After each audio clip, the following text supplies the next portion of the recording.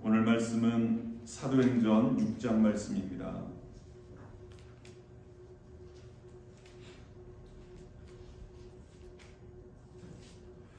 사도행전 6장 1절에서 7절까지 말씀입니다.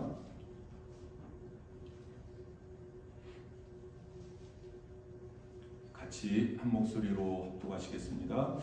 그때의 제자가 더 많아졌는데 헬라파 유대인들이 자기의 과부들이 매일의 구제에 빠짐으로 히브리파 사람을 원망하니 12사도가 모든 제자를 불러 이르되 우리가 하나님의 말씀을 제쳐놓고 접대를 일삼는 것이 마땅하지 아니하니 형제들아 너희 가운데서 성령과 지혜가 충만하여 칭찬받는 사람 7을 택하라. 우리가 이 일을 그들에게 맡기고 우리는 오로지 기도하는 일과 말씀 사역에 힘쓰리라 하니 온 무리가 이 말을 기뻐하여 믿음과 성령이 충만한 사람 스데반과 또 빌립과 브루고로와 니가노로와 디몬과 바메나와 유대교회에 입교했던 안디옥 사람 니골라를 택하여 사도들 앞에 세우니 사도들이 기도하고 그들에게 안수하니라.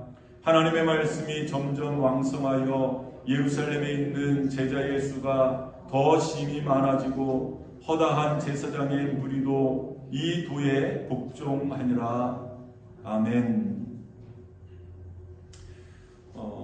이 초대교회는 급성장했습니다. 12명으로 시작되어진 예수님의 제자, 그리고 그 12명이 120명, 70명으로, 그리고 70명에서 120명으로, 또 120명에서 500명으로, 또 500명에서 3,000명으로, 그리고 3,000명에서 5,000명으로 막 이렇게 기하급수적으로 이 교회가 부흥되어져 가기 시작했습니다. 그 내용이 이제 사도행전 4장 말씀에 이렇게 쭉 기록이 되어지는데요. 말씀을 듣는 그 사도행전 4장 4절 말씀 보니까 말씀을 듣는 사람 중에 믿는 자가 많으니 남자의 수가 약 5,000이나 되었더라. 이 마가다락방에서 역사했던 이 성령의 역사를 시작으로 해서 이 예루살렘 교회가 이 부흥되어지기 시작한 겁니다. 그런데 정확하게 그 기간이 얼마인지는 모르겠습니다만은 중요한 것은, 분명한 것은 그 기간이 길지 않았다는 겁니다. 이 짧은 기간 동안에 놀랍게 이 예루살렘 교회가 부흥되어졌습니다. 여러분 그 사도행전 4장 4절 말씀에 나와 있는 것처럼 이 믿는 자의 수가 남자만 5,000명이나 되었다. 여러분 이 500명도 이 적은 숫자가 아닐 텐데 5,000명이 한 번에 몰려왔다고 한번 생각을 해보시길 바랍니다. 그것도 남자만. 거기에 어린아이, 여자, 또 노인들, 이런 숫자까지 합치면 이 10,000명이 이 훨씬 넘는 숫자가 교회에 몰려 들어온 겁니다. 심지어는 사도행전 5장 14절 말씀 보면 믿고 주께로 나오는 자가 더 많으니 남녀의 큰 무리더라. 이제 더 이상 숫자를 헤아릴 수 없는 겁니다. 그 이전까지는 3,000명, 5,000명 이렇게 숫자를 헤아릴 수 있는 그러한 이 무리였다면 이제는 더 이상 숫자를 셀 수 없는 거예요. 그래서 성경이 이렇게 표현합니다. 남녀의 큰 무리더라. 이 남녀의 큰 무리가 교회로 몰려든 겁니다. 이 교회가 얼마나 크게 성장했는지를 미루어 짐작해 볼 수 있습니다. 그런데 문제는 그것이 짧은 기간 동안에 이루어졌다는 거죠. 좀 오랜 기간 동안에 이루어졌다면 그 시간 동안에 어떤 조직을 좀 이렇게 만들기도 하고요. 여러 가지 이제 어떤 시스템을 만들 수 있지 않겠습니까? 그런데 짧은 기간 동안에 그렇게 많은 숫자가 몰려든 겁니다. 이 한국에서는 3,000명 이상 모이는 교회를 대형 교회라고 그렇게 이야기를 한다고 해요. 한국에 한 40개에서 41개 정도의 대형 교회가 있다고 하는데요. 우리는 이제 그런데 이 예루살렘 교회는 단번에, 그리고 아주 짧은 시간 동안에, 물론 이것도 하나님의 은혜입니다. 또 성령의 역사입니다.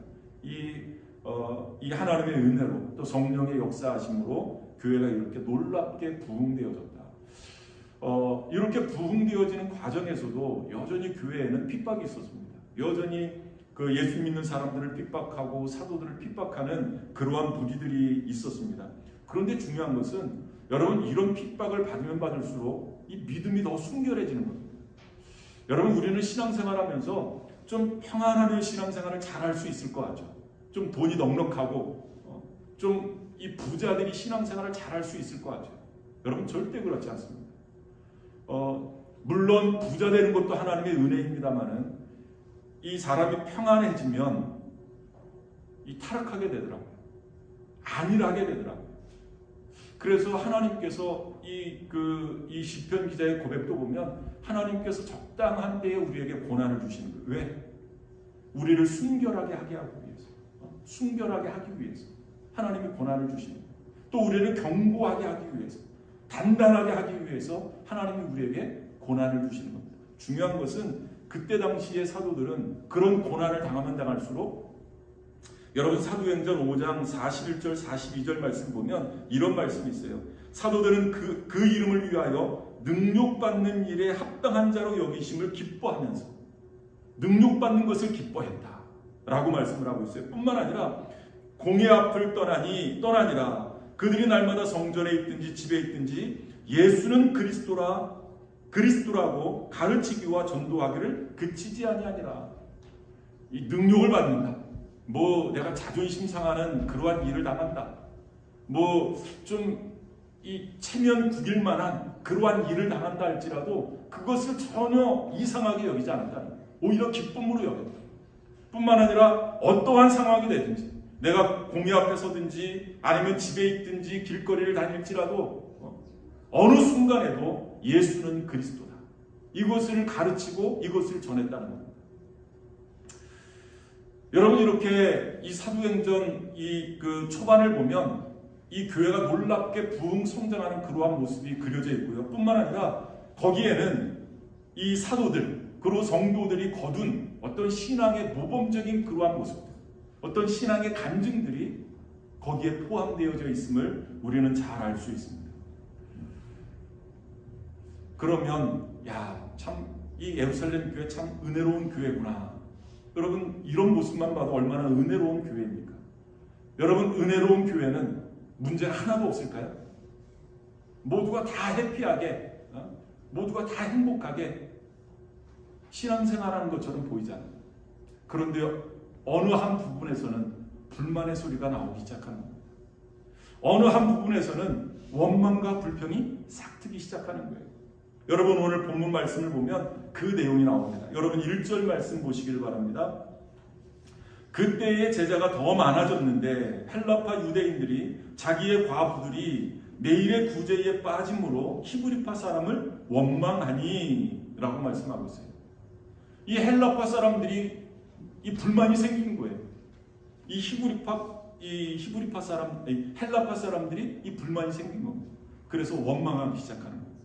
여러분, 어떻게 보면 뭐 교회가 그렇게 크게 부흥하는데 뭐 그 정도 일쯤이야 라고 생각하실지 모르겠습니다. 그런데 여러분, 이것은 결코 원망과 불평 때문에 이 교회가 이 갈등을 가져오게 되고요. 또 이런 원망과 불평 때문에 교회가 나누어지게 되는 겁니다. 여러분, 이것은 결코 작은 일이 아닙니다. 이것은 반드시 해결해야 될, 또 반드시 이것을 치료하고 넘어가야 될 그러한 문제라는 것을 사도들은 잘 알았습니다. 그러면 이렇게 놀랍게 은혜롭게 부흥하는 교회에 왜 이런 불만의 소리가 터져나오게 됩니까? 이 원망과 불평이 터져나오게 됩니까? 좀 전에 말씀드렸듯이 갑자기 교회가 커진 겁니다. 갑자기 성도들이 많아진 겁니다. 좀 시간을 두고 오랜 시간 동안 이렇게 부흥됐다면 좀 어떤 조직도 좀 이렇게 잘 갖춰놓고 뭐 그랬을 텐데 그럴 만한 시간적인 여유가 없었던 겁니다. 그만큼 놀랍게 성도들이 몰려온 거예요. 그것 때문에 사실은 이런 문제들이 생겨나게 되어진 겁니다. 또 하나는 왜 이 비판의 소리, 이런 불만의 소리가 높아졌냐 보니까 구제 때문에, 이 구제하는 활동 때문에 이런 원망과 불평이 생겨나게 된 겁니다. 여러분, 다시 1절 말씀 보시길 바랍니다. 그때의 제자가 더 많아졌는데 헬라파 유대인들이 자기의 과부들이 매일의 구제에 빠짐으로 히브리파 사람을 원망하니 라고 말씀하고 있어요. 여러분, 구제 때문에 이런 불만의 소리, 이런 원망의 소리가 생겨난 겁니다. 그러면 여러분, 구제가 좋은 일입니까? 나쁜 일입니까? 좋은 일이잖아요. 하나님이 원하시는 일이잖아요. 성경이 구제하라고 말씀하신 그 내용이잖아요. 그런데 구제를 하다가 이런 원망의 소리가, 이런 불만의 소리가 교회 내에서 터져나오게 된 겁니다. 여러분, 구제 자체는 잘못된 것이 아닙니다. 여러분, 구제 자체는 악한 것이 아닙니다. 구제 자체는 악한 것이 아니라고요. 그런데 구제를 하다가 이런 원망과 불평이 잘못된 일입니까? 여러분, 전도하는 일이 악한 일이냐고요. 그런데 전도하다가 서로 싸우기도 하고, 전도하다가 서로 갈등을 빚고. 여러분, 선교가 나쁜 일입니까? 성경에서 선교하라고 말씀하고 있잖아요. 그런데 선교하다가 싸운다니까요. 하나님의 일을 하다가 싸우기도 하고, 어떤 사람은 또 불만 때문에 교회를 뛰쳐나가기도 하고, 교회 일을 하다가, 하나님의 일을 하다가 그런 일들이 벌어진다고. 사실은 이 구제 자체 때문에 이런 불만이라기보다 이 구제하는 방법, 그 어떤 그 상황 논리 때문에 이런 일들이 생겨나게 되어진 겁니다. 이런 일들이. 여러분, 우리가 신앙생활하면서 이런 일들이 얼마나 많은지 몰라요. 이런 일들.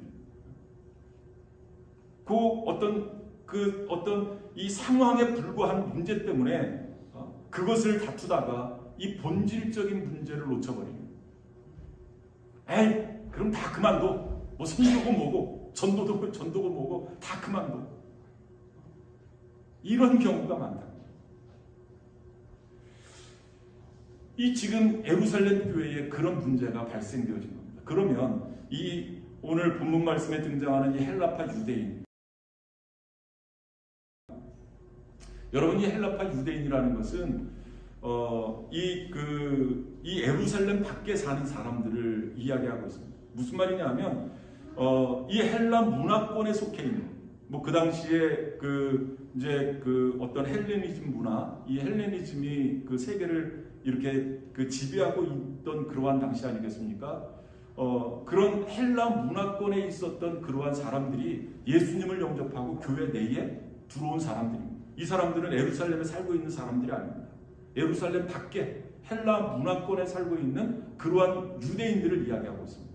그 사람들이 예수님을 믿고 교회에 들어온 거예요. 그러면 이 히브리파 유대인들은 누구냐? 보니까 예루살렘에서 태어나서 살아온 사람들, 그런 유대인들, 그 사람들이 예수님을 믿고 교회에 들어온 사람들입니다.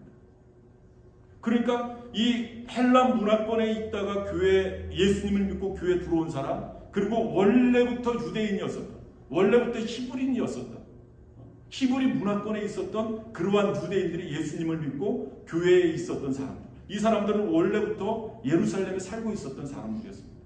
이 두 부류의 사람들이 지금 갈등을 빚고 있는 거예요. 여러분, 예루살렘 밖에 헬라 문화권에서 살고 있는 사람들은 어떻게 보면 굴러온 돌입니다. 굴러온 돌. 그리고 히브리 문화권에 있었던 이 유대인들, 이 사람들은 요 박혀있는 원래 있었던 사람들입니다. 근데 굴러온 돌이 지금 박힌 돌을 빼내려고 하는 거예요. 이것 때문에 어떤 한 부류가 원망이 생겨나게 되고 어떤 불만의 소리가 거기에서 나오게 된 겁니다. 아니, 어떻게 우리에게 이럴 수 있느냐? 가뜩이나 우리는 타지에서 온, 외지에서 온 사람인데 어떻게 우리에게 이럴 수 있느냐? 우리만 빼놓고 자기들 과부만 이 구제하는 이런 일이 있을 수 있느냐 하면서 이 불만을 토로하게 되어진 겁니다.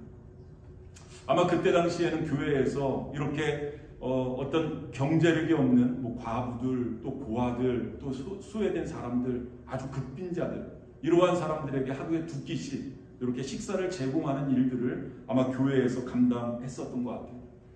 그런데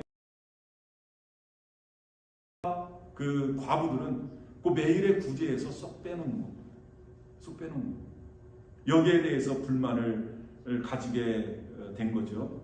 여러분, 이런 문제들은 뭐 그때 당시뿐만 아니라 뭐 오늘날의 교회에도 많이 일어날 수 있는 그러한 일들입니다.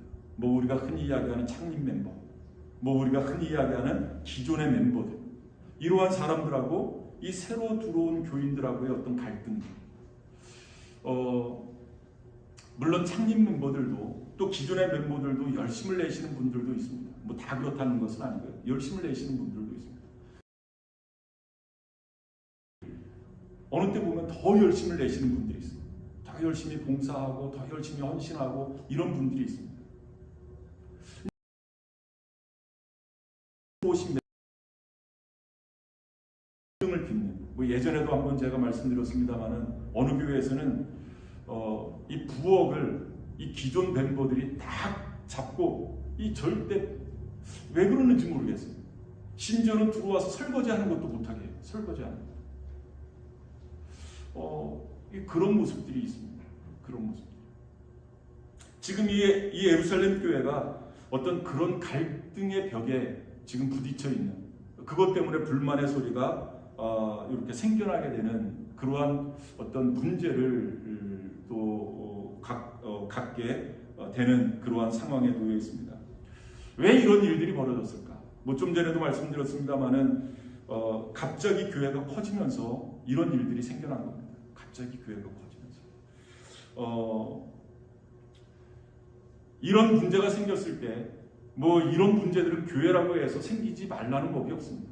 뭐 좀 전에 말씀드렸습니다만은 이 교회라는 것은 다양한 사람들이 모이는 그러한 집단이기 때문에 뭐 그 겉에서 보기에는 참 은혜롭구나 이렇게 보여진다 할지라도 어느 한 부분에서는 항상 이런 불만의 소리가 늘 이렇게 좀 이 내재해 있는 그런 위험성이 있는 부분들이 바로 교회라는 공동체라고 할 수가 있겠습니다. 문제는 그러한 문제들이 있을 때 그것을 어떻게 해결하느냐 뿐만 아니라 그 문제를 어떻게 정확하게 진단을 하느냐. 여러분, 이것이 중요한 것 아니겠습니까? 우리 몸도 여러분 평생 동안 병 안 걸리고 살면 그것보다 더 감사한 일이 어디 있겠어요? 그런데 병 걸릴 수밖에 없잖아요. 우리 인생들이. 문제는 그 병이 왜 걸렸는지 이 정확하게 진단을 하고 거기에 따른 처방을 정확하게 내리는 것이 중요한 것 아니겠습니까? 여러분, 교회도 마찬가지인 것 같아요. 이 문제가 없을 수 없습니다. 그러면 그 문제를 해결하기 위해서 정확하게 진단을 해야 되고 그 문제를 해결하기 위해서 정확함 뿐만 아니라 내릴 수 있어야 된다는 거죠. 그것을 이 사도들이 그렇게 하고 있습니다. 여러분, 한번 2절, 3절 그리고 4절 말씀까지 다시 한번 읽어보겠습니다. 12사도가 모든 제자를 불러 이르되 우리가 하나님의 말씀을 제쳐놓고 적대를 일삼는 것이 마땅하지 아니하니 형제들아 너희 가운데서 성령과 지혜가 충만하여 칭찬받는 사람 7을 택하라. 우리가 이 일을 그들에게 맡기고 우리는 오로지 기도하는 일과 말씀 사역에 힘쓰리라 하니. 여러분, 지금 구제 때문에 문제가 생겼습니다. 그러면 그 문제를 해결하기 위해서 구제의 방법이 뭐가 잘못됐냐? 여러분, 이것을 좀 따져봐야 되잖아요. 그런데 이 사도들은 그 문제의 원인, 어떤 이 문제의 원인을 이렇게 찾아내는데 어떤 이 보여지는 이 드러난 부분만을 가지고 그 진단을 내리지 않습니다. 이 본질적인 문제를 이 사도들이 보고 있는 겁니다. 여러분, 어떻게 보면 이 헬라파 과부들과 이 히브리파 과부들 간의 어떤 불만이 이 구제 때문에 생겨났잖아요. 이 구제의 방법 때문에 생겨났잖아요. 그러면 이 더 정확하게 또 공평하게 구제할 수 있는 방법을 제시해야 되잖아요. 그런데 거기에는 그런 어떤 처방이 나오지 않습니다. 그런 진단이 나오지 않습니다. 어떻게 보면 좀 이 문제는 이렇고 그 문제를 해결할 수 있는 방법은 또 다른 어떤 방법을 이렇게 제시하는 것처럼 보여질 수도 있습니다. 그런데 여러분, 이것은 전혀 상관없는 그러한 처방이 아니라 이 본질을 제대로 본 겁니다. 사도들이. 그리고 거기에 정확한 그리고 현명한 처방을 내리고 있는 그러한 모습을 볼 수 있습니다. 이 사도들은 이러한 문제는 왜 생겼느냐? 물론 좀 전에 말씀드렸듯이 어떤 구제 방법 때문에 이런 문제들이 생긴 것은 분명합니다. 그런데 그것보다 더 본질적인 것들을 사도들은 본 겁니다. 더 본질적인 것. 왜 이런 문제들이 생겼느냐? 여러분, 우리가 신앙생활하면서 많은 갈등이 일어날 수 있습니다. 또 우리가 가정생활하면서 어떤 부부간의 갈등도 일어날 수 있습니다. 그 갈등을 해결할 수 있는 방법, 본질로 돌아가는 겁니다. 본질로 돌아가는 겁니다. 교회에도 그런 문제들이 생길 수 있잖아요. 그러면 왜 하나님께서 이 교회를 세워주셨느냐? 이 본질로 돌아가는 겁니다. 왜 하나님께서 나를 이곳에 보내주셨느냐? 본질로 돌아가는 겁니다. 본질로 돌아가는 겁니다. 그러면 문제를 정확하게 볼 수 있습니다. 그리고 그 문제에 대한 처방을 아주 현명하게 내릴 수 있습니다. 지금 사도들이 이 문제에 대한 처방을 그렇게 내리고 있는 겁니다. 아주 현명한 처방을 내리고 있는 겁니다. 이 사도들이 내린 처방은 이렇습니다. 그 3절 말씀 보면은요, 형제들아 너희 가운데서 성령과 지혜가 충만하여 칭찬받는 사람 7을 택하라. 우리가 이 일을 그들에게 맡기고 라고 말씀을 하고 있어요. 이 사도들이 가만히 보니까 여러분, 이 예루살렘 교회가 은혜롭게 성장하고 부흥할 때는 어느 때 그랬냐면 이 성령 충만했었던 사도들이 나가서 하나님의 말씀을 선포하고 또 그 전도된 사람들을 교회에서 양육하고 가르치고 이런 일에 전념할 때 교회는 은혜롭게 성장되어졌습니다. 그런데 이 사도들이 바쁘다는 핑계로 갑자기 성도들이 많아지니까, 갑자기 교회가 부흥되어지니까 이 일에도 신경 쓰고 저 일에도 신경 쓰고 여기도 신경 쓰고 저기도 신경 쓰고 이 정신이 없는 겁니다. 뭐가 중요하고 뭐가 중요하지 않은지 어떤 우선순위에 대한 혼돈이 온 겁니다. 우선순위에 대한. 그런데 이 사도들은 그것을 깨달은 거예요. 우리가 잘못한 것이 바로 이거구나. 구제의 어떤 방법에 대한 문제가 아니라 우리가 기도하고 말씀 보는 일에 우리가 소홀했구나. 왜? 바쁘다 보니까, 시간이 없다 보니까, 당장 내 발등에 떨어진 불부터 끄다 보니까 이 본질적인 것들을 놓치고 있었구나. 이것을 사도들이 깨달은 겁니다. 그래서 사도들이 뭐라고 이야기를 합니까? 우리가 하나님의 말씀을 제쳐놓고 접대하는 일을 일삼는 것이 마땅하지 아니하니 라고 말씀하고 있어요.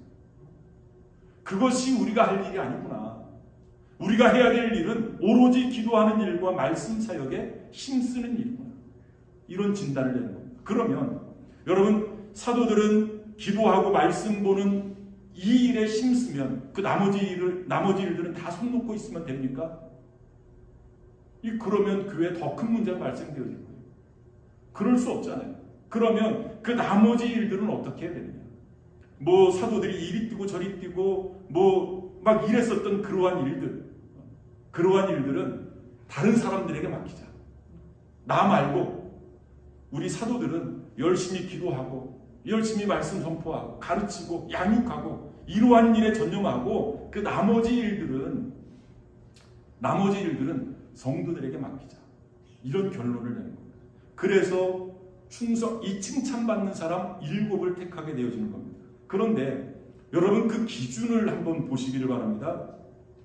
그 3절 말씀에 나와 있는데요. 형제들아 너희 가운데서 성령과 지혜가 충만하여 칭찬받는 사람 7을 택하라. 우리가 이 일을 그들에게 맡기고 라고 말씀하고 있습니다. 칭찬받는 사람 7. 그런데 그냥 칭찬받는 사람이 아니라 성령과 지혜가 충만한 사람. 여러분, 이 세상 어떤 직장에서도 사람들을 뽑잖아요. 세상에서 사람을 뽑을 때 그냥 아무나 뽑습니까? 그러지 않잖아요. 어떤 기준을 세워놓고 어떤 원칙을 세워놓고 사람들을 뽑습니다. 대부분의 그런 기준을 보면 이 일을 잘 감당할 수 있는지 없는지 어떤 기능적인 면, 이 기능적인 면을 봅니다. 뿐만 아니라 그 사람의 어떤 능력, 그리고 어떤 백그라운드, 뭐 학력이 됐든지 뭐 이런 백그라운드를 봅니다. 그런 기준에 맞는 사람들을 이렇게 픽업하잖아요. 그런데 성경의 기준은 다릅니다. 교회의 기준은 다릅니다. 하나님의 기준은 다릅니다. 어떤 세상적인 기준과 이 하나님의 기준과 다름을 여러분들 꼭 기억하실 수 있기를 바랍니다. 많은 경우 교회에서도 세상적인 기준을 들이대는 경우가 많아요. 이 사람은 학력이 좋으니까, 학력이 있으니까, 이 사람은 어떤 개인적인 능력이 있으니까, 그것은 세상적인 기준이고 하나님의 기준은 다르다는 거죠. 성경의 기준은 다르다는 겁니다. 여러분, 여기 오늘 본문 말씀에 어디 뭐 학교는 대학 이상 나와야 되고 뭐 이런 기준이 어디 있습니까? 그런 기준이 아니잖아요. 성령과 지혜가 충만한 그러한 사람, 그리고 칭찬받는 사람, 그 사람을 택하라. 그러면 우리가 그동안 해왔었던 그러한 일들을 그 사람들에게 맡기겠다라고 성경이 말씀하고 있는 겁니다. 저는 바라기는 우리 교회가 이런 성령과 지혜가 충만한 사람들이 세워질 수 있기를 바라요. 그런 기준을 가지고 이렇게 일꾼을 세울 수 있는 그런 교회가 되어질 수 있기를 바라요. 저부터도 어떤 참 인간이기 때문에 뭐 그런 것을 안 볼 수가 없는 것 같아요. 그런데 저부터도 거기에서 좀 탈피했으면 좋겠어요. 그런 것들을 기준 삼지 말고 성령과 지혜가 충만한 사람. 이 성령 충만한 사람, 어떤 사람일까요?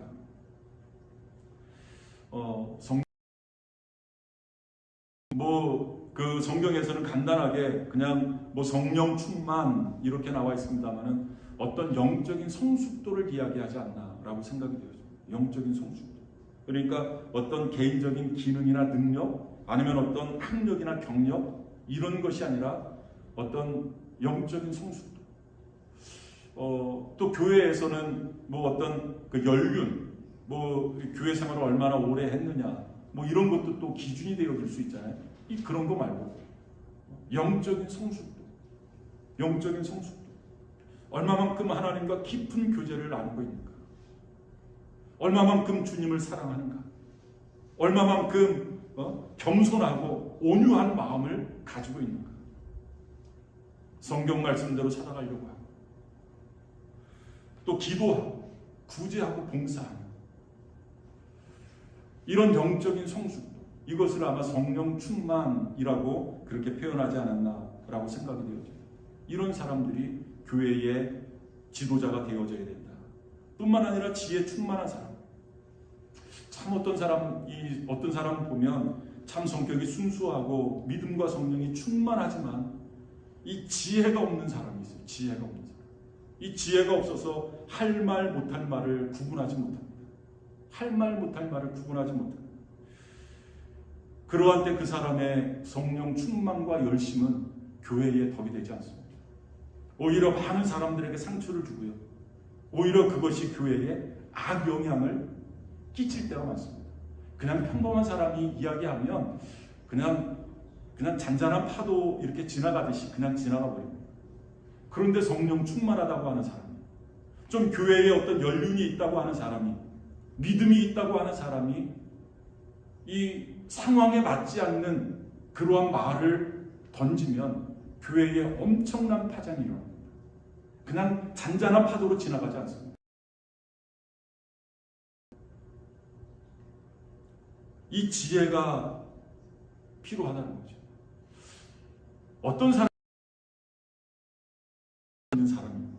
사리 판단을 할 줄 아는 사람입니다. 앞뒤를 가릴 줄 아는 사람입니다. 할 말과 못할 말을 구별할 줄 아는 그러한 사람입니다. 지혜로운 사람. 저는 바라기는 여러분들이 똑똑한 사람이 아니라 지혜로운 사람들이 되어줬으면 좋겠어요. 많은 사람들이 이 교회 생활을 하면서 많은 것들을 지적합니다. 이거는 잘못됐고요. 이것은 문제고요. 막 지적해요. 참 똑똑해요. 그런데 지적하시는 분이 아니라, 지적하는 것이 아니라 그 문제를 해결할 줄 알아야 된다는 거죠. 해결할 줄 알아야 돼요. 뿐만 아니라 칭찬 듣는 사람이다. 여러분, 칭찬 들을 정도면 모든 사람에게 잘 알려져 있는 그러한 사람입니다. 여러분, 이 말에 오해를 하지 말아야 될 것은, 우리가 사람들에게 칭찬받기 위해서, 또 사람들에게 잘 보이기 위해서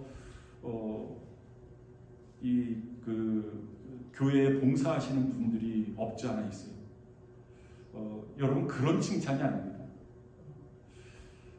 사람들에게 잘 보이고 또 사람들에게 인정받기 위해서 내가 무엇을 하고 무엇을 하는 그러한 일이 아닙니다. 오늘 말씀을 보면 성령과 지혜가 충만하여 칭찬받는 사람이다. 칭찬받는 사람. 그러니까 이 성령과 지혜가 충만한 사람은 어디에다 갖다 놔도 빛이 나게 돼 있는 겁니다. 드러나게 돼 있는 겁니다. 내가 사람들에게 인정받기 위해서, 아니면 내가 사람들에게 칭찬받기 위해서 무엇을 하는 것이 아니라, 그래서 칭찬받고 인정받는 것이 아니라, 내가 성령 충만하고 지혜 충만하면 어디에다 갖다 놔도 그 사람은 드러나게 돼 있는 거예요. 사람들에게 존경받게 돼 있는 겁니다. 사람들에게 칭찬받게 돼 있는 겁니다. 그러니까 칭찬받는 것이 먼저가 아니라, 먼저 성령 충만하고 지혜 충만하면 사람들에게 칭찬받을 수밖에 없다. 사람들에게 인정받을 수밖에 없다. 사람들에게 존경받을 수밖에 없다. 라는 그러한 말씀입니다. 그러한 사람들을 뽑은 겁니다. 그러한 사람들. 그래서 뭐 했느냐? 같이 협력한 겁니다. 같이 동역한 겁니다. 팀 사역을 한 겁니다. 어떤 사람들은 무슨 일을 이렇게 맡겨놓으면 이 자기가 맡은 일을 다른 사람들이 간섭하지 못하게 해요. 나한테 이 일을 맡겼으면 간섭하지 말라 하면서 독불장군처럼 그 일을 독점하려고 해요. 이 옳지 못한 일입니다. 여러분, 하나님의 일은 반드시 협력하셔야 됩니다. 동역하셔야 됩니다. 혼자 하시지 마시고. 그것을 위해서 사도들이 7명의 우리는 이제 7집사라고 이야기를 하는데요. 이것이 후에 나중에는 어떤 장로의 기초가 되지 않았나라고 생각이 되어집니다. 7집사가 됐던 아니면 장로가 됐던 그것이 중요한 것이 아니라 성령과 지혜가 충만한 칭찬받는 사람 7명을 택해서 사도들과 함께 사역을 한 겁니다. 동역을 한 겁니다. 함께 팀 사역을 한 겁니다. 그랬더니 어떤 일들이 벌어졌는가? 여러분, 7절 말씀 한번 보시기를 바랍니다. 하나님의 말씀이 점점 왕성하여 예루살렘에 있는 제자의 수가 더 심히 많아지고 허다한 제사장의 무리도 이 도에 복종하니라. 말씀의 부흥이 일어난 겁니다. 말씀의 부흥이 일어납니다. 여러분, 진정한 부흥은 말씀의 부흥인 줄 믿습니다. 그러면 왜 이런 말씀의 부흥이 일어날 수밖에 없느냐? 여러분, 좀 전에 말씀드렸듯이 이 사도들이 막 구제하고 이리 뛰고 저리 뛰고 하면서 소홀했었던 것이 있었잖아요. 기도하는 일과 말씀 사역하는 일이 소홀한 겁니다. 그것을 사도들이 깨달은 거예요. 그 사람들에게 맡기고 사도들은 뭐 했을까요? 오로지 기도하는 일과 말씀 사역에 힘쓴 겁니다. 그러니까 이 말씀의 부흥이 일어날 수밖에 없는 겁니다. 여러분, 진정한 부흥은 말씀의 부흥입니다. 이러한 일들이 예루살렘 교회에 일어납니다. 바라기는 우리 샘솟는 교회도 이런 일들이 일어날 수 있기를 바랍니다. 뿐만 아니라 이렇게 말씀 부흥과 함께 예루살렘에 있는 제자의 수가 많아졌다. 말씀이 부흥되어지면 자연스럽게 숫자도 늘어나는 것은 당연한 일 아니겠습니까? 이러한 일들이 예루살렘 교회에 일어납니다. 이러한 일이 우리 샘솟는 교회도 일어날 수 있기를 바라고, 뿐만 아니라 이러한 일이 나를 통해서, 저와 여러분들을 통해서, 특별히 성령 충만한 사람, 지혜 충만한 사람, 그래서 모든 사람들에게 칭찬받는 사람, 그러한 사람들이 되어져서 하나님의 교회가 놀랍게 부흥되어지는, 또 하나님의 교회가 교회에 많은 믿지 않는 사람들이 예수 믿고 구원받는 그러한 역사가 일어날 수 있는 우리 샘솟는 교회가 되어질 수 있기를 바랍니다. 기도하시겠습니다.